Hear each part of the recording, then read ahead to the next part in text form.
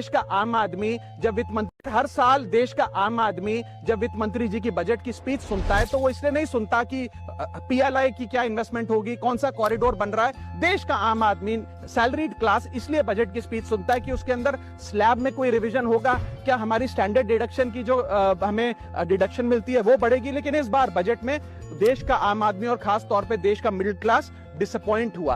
पहले ही there has been a stagnation in the salaries, inflation 6.8% पे खड़ा है, लेकिन उसके बावजूद हमने इस बार कोई स्लैब में या स्टैंडर्ड डिडक्शन में चेंज नहीं देखा। मैं आपके माध्यम से वित्त मंत्री जी को रिक्वेस्ट करना चाहूंगा कि आप इसी बजट में अनाउंसमेंट करें कि स्टैंडर्ड डिडक्शन जो 75,000 रुपए उसे बढ़ाकर सैलरीड क्लास के लिए 1.5 लाख रुपए किया जाए।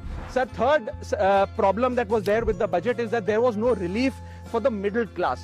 So after a very long time in India's history, the personal income tax collection was more than the corporate income tax collection. यानी कि इंडिविजुअल्स ने जो इनकम टैक्स भरा वो लगभग 11 लाख करोड़ के आसपास भरा, और कंपनियों ने, कॉर्पोरेट ने जो इनकम टैक्स भरा वो लगभग 9.8 लाख करोड़। यानी कि मैक्सिमम टैक्स आपको इंडिविजुअल्स के इनकम टैक्स से मिल रहा है, मिडिल क्लास वो टैक्स भर रहा है। आज वो दौर आ गया है कि हम मिडिल क्लास को अपलिफ्ट करें, मिडिल क्लास को पैम्पर करें, नहीं तो मिडिल क्लास एक सैंडविच की तरह रिच क्लास और पुअर क्लास में दबता चला जा रहा है। सर, राइजिंग कॉस्ट प्रेशर्स के चलते पिछले वित्तीय वर्ष में मिडिल क्लास ने देखा कि उसके एजुकेशन के खर्चे में 8% की बढ़ोतरी हुई, हेल्थ केयर 9% से महंगा हुआ, रेंट 7% से, फूड 6% से, ट्रांसपोर्ट 5% से।